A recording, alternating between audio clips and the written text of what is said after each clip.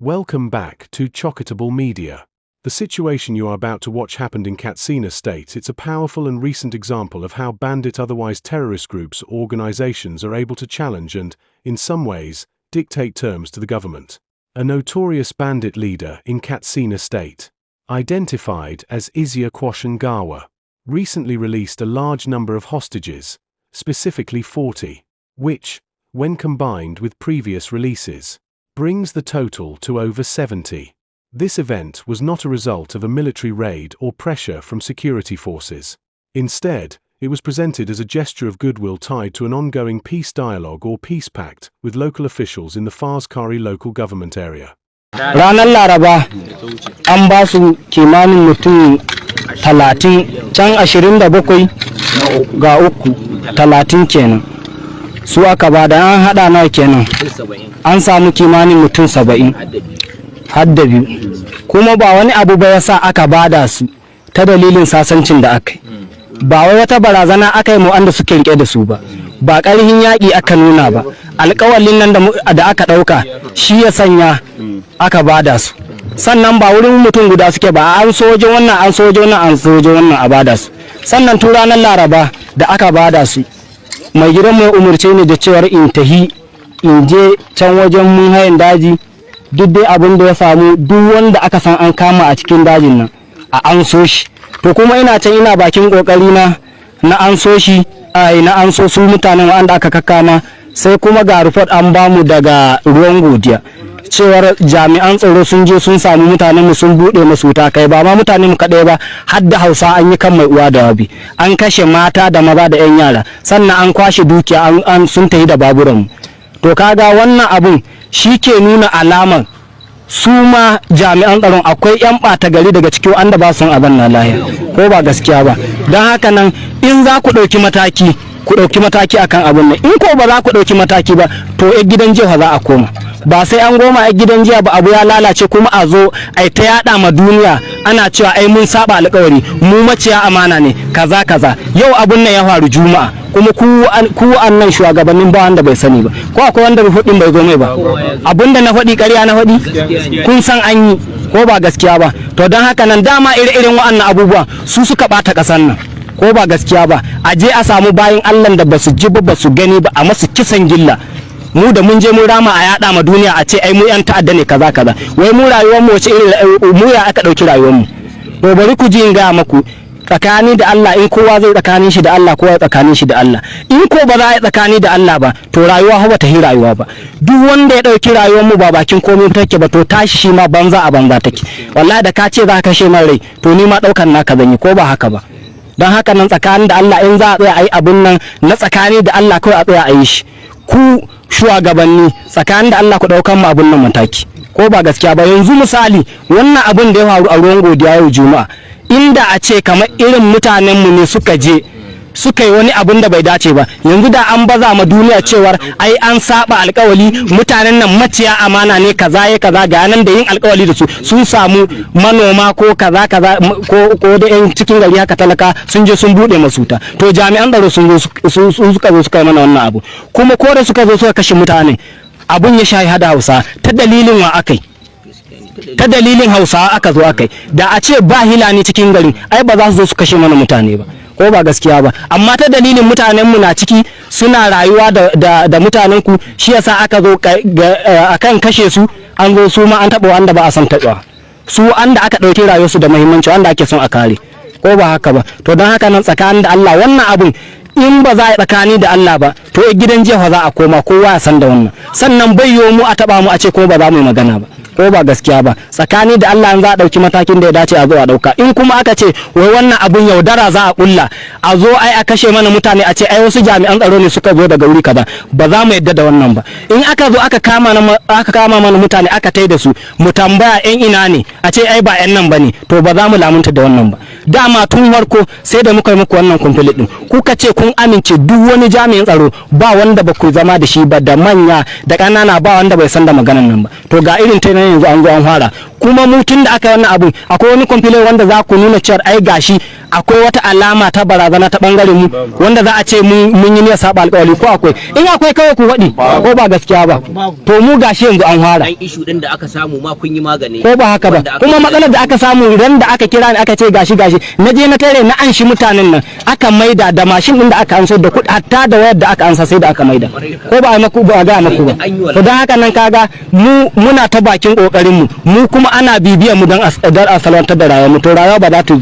ta yi da haka ba in abun nan ba na tsakanin da Allah bane za a yi kowa ya jaye hannun shi kawai in ana ganin kamar karfin yaki zai samar da zaman lafiya ga hili ga mai doki shekara na tun da ake bala'in duk wani security ba wanda bai yi kokarin shi ba akan wannan matsala ko ba gaskiya ba to yanzu mutanen nan da aka anso tun da ake bala'in ku gaya man jami'an tsaron da kuka taba tura ya anso muku daidai da mutum 20 ko 30 a hannun irin mutanen mu ta karfin yaki ku gaya man su babu ko ba gaskiya ba amma wannan ta maslaha aka bi kuma ga su an bada su to dan haka nan tsakani da Allah ina gaya muku da babban murya in za a dauki mataki a dauka akan wannan abu in kuma ba za a dauka ba to tsakanin da Allah a gidan jiya za a koma jama'a assalamu alaikum. Banditry has evolved from petty crime to a major security crisis in Nigeria, particularly in the northwestern region, including Kaduna State. These groups have grown in audacity, challenging the government's authority and, in some cases, effectively controlling territory and local economies. How banditry controls governments. The audacity of bandits to control governments isn't about formal political power, but rather their ability to undermine state authority and project power through violence and intimidation. This is achieved in several ways. Establishing parallel authority. In some rural communities, bandits act as the de facto authority. They enforce their own rules, levy taxes, and provide a twisted form of justice, effectively replacing the state. Extorting payments. Governments and individuals are often forced to pay ransom and engage in peace deals or amnesty programs, which, while intended to restore peace, often legitimize the bandits and provide them with resources. These agreements can be seen as the government negotiating with criminals on an equal footing, which erodes public trust and state authority, disrupting socio-economic life by attacking villages, kidnapping farmers, and disrupting trade routes. Bandits cripple local economies, leading to food insecurity and displacement. This forces the government to divert resources from development to security, further weakening its capacity. Undermining security forces. Bandits often outmatch local security forces in both firepower and knowledge of the terrain. Their successful attacks, including ambushing military convoys and even downing a Nigerian Air Force jet, embarrass the government and demonstrate its inability to protect its citizens. The situation in Katsina State is a powerful and recent example of how bandit groups are able to challenge and, in some ways, dictate terms to the government. Amnesty and peace pacts. This recent event in Katsina, like previous ones in the region, demonstrates the government's willingness to engage in dialogue and negotiation with criminals. While the intention is to secure the release of hostages and restore peace, it often serves to legitimize the bandits. The bandits are essentially treated as a political entity with whom the government must negotiate, rather than a criminal group to be apprehended. Dictating terms. During the handover, the bandit leader, Gawa, did not simply release the hostages. He used the occasion to issue a public warning. He stated that the release was in fulfillment of promises made during the peace talks and explicitly warned that his group would return to our previous fighting if the government failed to address alleged killings of his people and Hausa civilians by security operatives. The power of intimidation. This act of releasing hostages while simultaneously issuing a threat shows how the bandits can exert control over the government's actions. The state is essentially being told, "You have your people back, but you must now adhere to our conditions, or the violence will resume." This undermines the authority of the government to carry out its fundamental duty of securing its citizens and combating criminal elements. Local communities caught in the middle. This dynamic leaves local communities in a precarious position. They are often forced to choose between a government that seems incapable of protecting them and a bandit group that offers a fragile, and often temporary, peace in exchange for concessions. The fact that the release happened in a peace-pact meeting in Fars Kari, and not as a result of a direct government operation, reinforces the perception that the bandits, not the state, are in control of the situation on the ground. This specific case in Katsina is chilling. The groups now possess enough power and influence to engage in quasi-diplomatic negotiations, imposing conditions on the government and effectively challenging the state's monopoly on the use of force.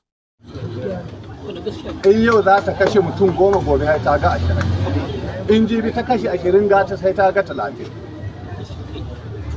Ba daji ba karkara ba. To kaga kau a mu talakawa da sauranmu in mun biye ma gwamnati neman kuɗi take yi. Tsakanina ga Allah ba wani abu ba neman kuɗi kawai take yi. Ba don Allah ake yi. In dai don Allah ake yi da wannan abu bai faru. Kuma mu a garin mu na ƙauye babu ruwanmu da siyasa. In dai zama na tsakani ga Allah aka ce ayi, to ayi na tsakani ga Allah, babu ruwanmu da wannan siyasa, ba mu hana ayi ta ba. Wanda ya shiga ya je ya yi siyasa ce ta abin nan. Amma ba a shawa yanzu mu a Hilani ba mu da sauran daraja a rugage kamar yadda shi hakimi ya faɗi, rugagen da ya ce ya sani sama da shekara 30. Tsakanin shi da Allah yanzu cikin sama da 30 nan a je kaddara a samu ruga sama da 40. Yanzu zai je kirga ruga 10 wurin. To adalci aka yi masu, su ba 'yan ƙasa ba ne? Su ba 'yan ƙasa ba ne? Sannan duk da Hausawan da ke nan a koro su mana. Akwai inda ba 'yan ta'adda? Tsakiyar ɗan Musa duk inda kai in katar da gida 4-5 sai katar da na 6 dan ta'adda.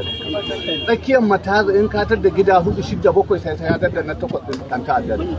A hada a koro su mana. Amma mu an nuna mana kabilanci komi ba mu sani ba. Ba wannan da za a yadda ta wuce. Kawai in dai abu ya faru a ɗaya a ja mai dayewa ne aka kaza don Allah kada a ƙara. A yi ma wannan mutane faɗa kada su ƙara. Kaddara in yaran mu suka kuskure ya samu suka kama wani suka to da shi daji, a nemi shugabanni, a nemi alfarma a maido shi.